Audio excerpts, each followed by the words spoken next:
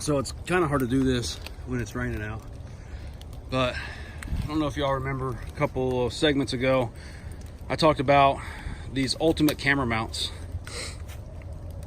And man, I don't know, it's probably been close to a month, if not over a month, that I put that camera right there, and it has not moved at all. And I've literally got video from that camera shooting back on this one with raccoons coming down this tree and basically perching on top of that camera, and yet it's still facing the exact same place that I put it. Now these cameras out here I check quite often. I mean, they might go a couple weeks in between being checked year round. But I have other cameras out that I might not check for months on end. I've got some right now that I probably won't check for 6 months, right? There's nothing worse than going and checking a set of cameras thinking that you're gonna have great intel just to show up and the camera is facing down from a squirrel, a raccoon, a possum. Something got on that camera and shifted that mount. That, or using straps that rot and everything else, get bugs all in them, and you're having to try to use a stick or something to wedge them in to get the right angle, and they're just not secure. This thing, look at this, guys. I hope you can see that. That is all my weight laying back on that mount, and it's not going anywhere. It's just a great innovation of a product. And I don't have to worry about the money that I've spent on batteries, SD cards, feed, other type of attractants, that just went to waste with no intel, because that camera was sitting there facing the ground the entire time from a squirrel or something else knocking it down. You're not moving that. So check them out. I'll put their information in the description below. Great company, great owner. Got to meet him at the Hunting and Fishing Expo in Louisville a couple months back.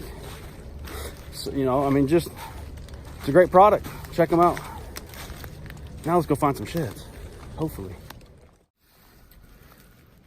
So it is Wednesday, February 13th, about 3:30, and I had a VA appointment to do a follow-up for my surgery that I had at the end of last year. So everything is good to go. Got all my clearances and everything to get back out here and start hunting. Yeah, I never stopped, but whatever, I'm good.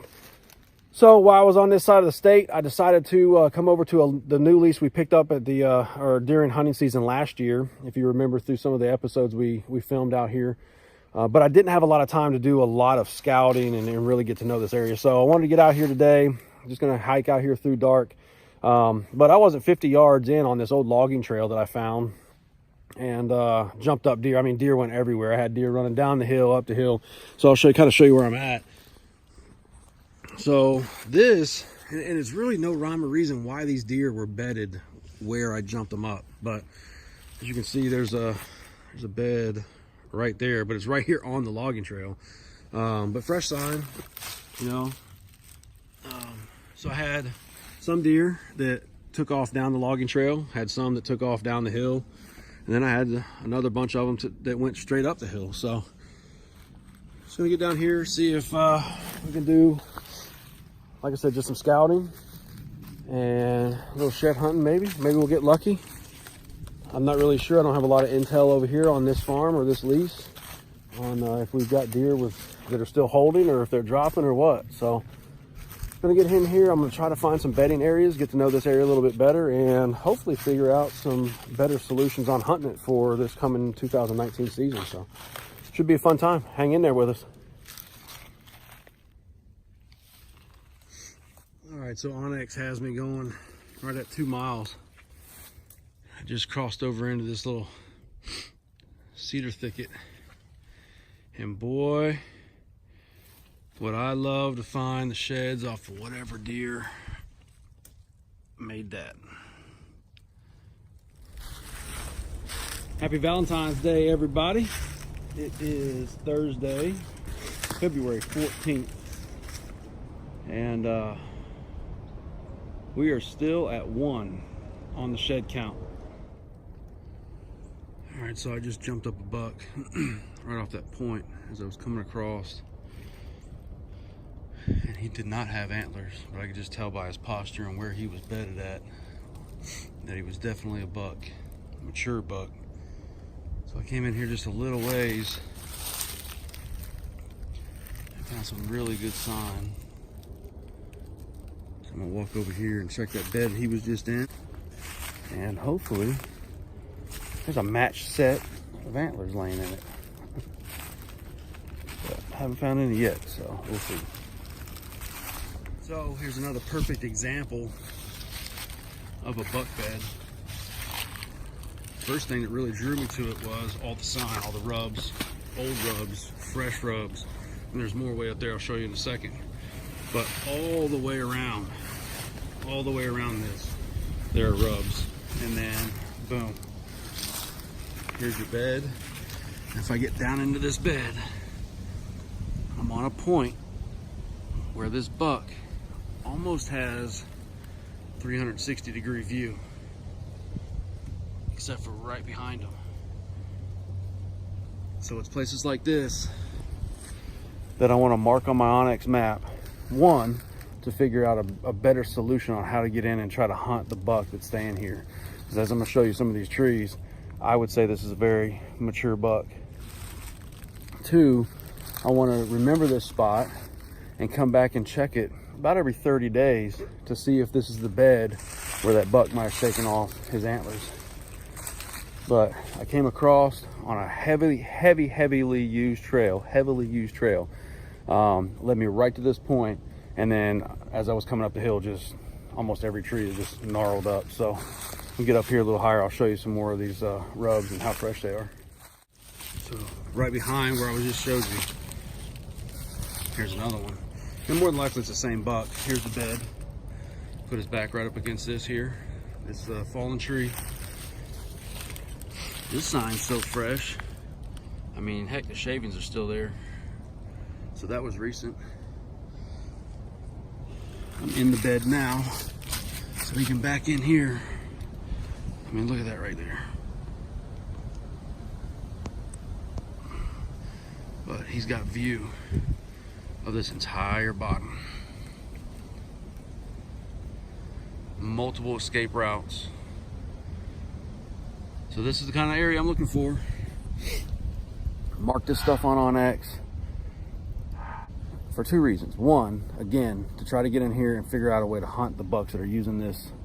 But even more so, come in here over the next, about every 30 days through the off season, up until you know all the bucks have dropped, and keep checking these beds, because it's points like this is where I had the most luck of finding my biggest sheds. So we'll mark it and we'll keep looking. Stay tuned. All right, so this is super fresh, just coming off of that buck bed. And I would say that I was the one that bumped that buck out of his bed right here, and this was his escape route.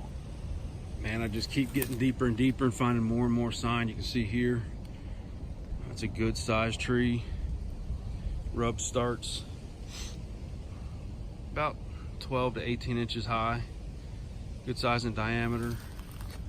Fresh shavings. And then boom, right there is another buck bed. Right here. And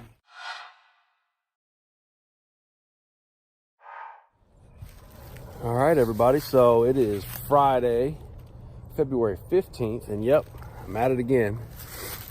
So yesterday I was on all kinds of sign. Heck, I jumped up a massive buck that had already shed his antlers, went to his bed, followed his trail, found some more beds, as you just seen, and I'm just not finding the sheds. And I called my Uncle Eddie.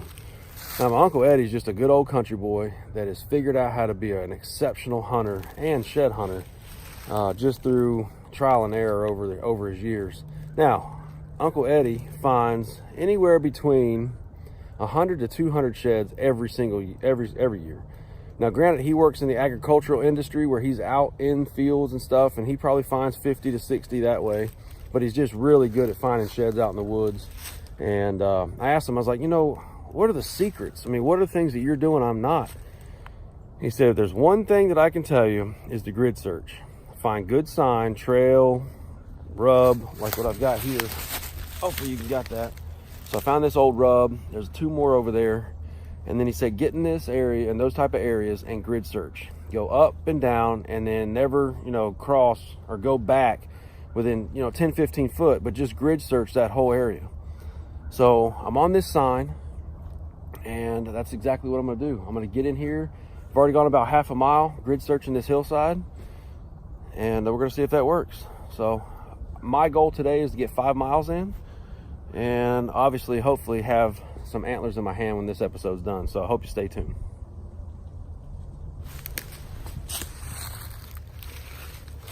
All right, so as I'm showing you here on X, I just grid searched up and down that other hillside. Now I've crossed over the fire break and now I'm on the other side in between the hayfield and where I typically hunt at. And I'm already getting in all kinds of sign. Here, let me turn this around. I mean, it's not real fresh or anything. There's that one. I'll show you the rest here in a second that I can see, but if I was not grid searching and doing this the way that I'm doing it right now, there's no rhyme or reason that I would have found that. I mean, it's not off of any particular trail or beaten down path. And I'm just working up and down, about 10 to 15 foot intervals. And then you just, take 15, 20 steps, stop. Well, there you go. Absolutely amazes me that I can find, let me get down in there. I can find this old leg bone from probably a good 25 plus yards away, and I see this clear as day. But I'll be darned if I can just not spot a shed antler as easy. Hey, good morning, everybody. It is Saturday, February 16th. We are at it again. So just got going here and already jumped up like 4 does. Just videoed them crossing the creek down here. So headed back on a different part of the property that I haven't been to yet this year. And still looking for, just jumped up a bunch more deer. There you go. I don't know if you can see them. Oh, that's a bunch of deer.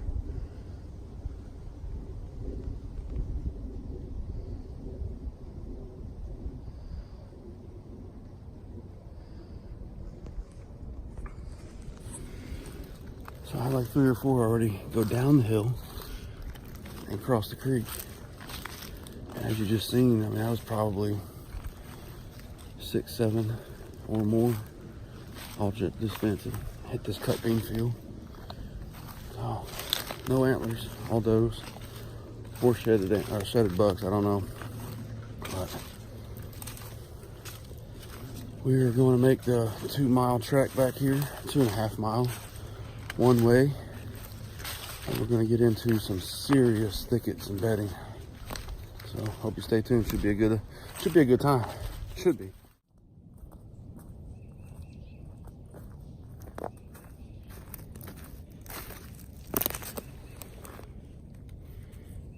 Second shed of the year. This is the last year's shed. Reason why I know is, I don't know if it'll focus, there it goes. That right there. You can see where the planter for the beans ran over this last year and tore it up a little bit. So I'm just combing this field to see if the other one's laying out here with it somewhere. But nonetheless, that's what we're out here for. It's exciting. I love adding sheds to my collection. Now let's see if we can find some fresh ones. Hang in there with us.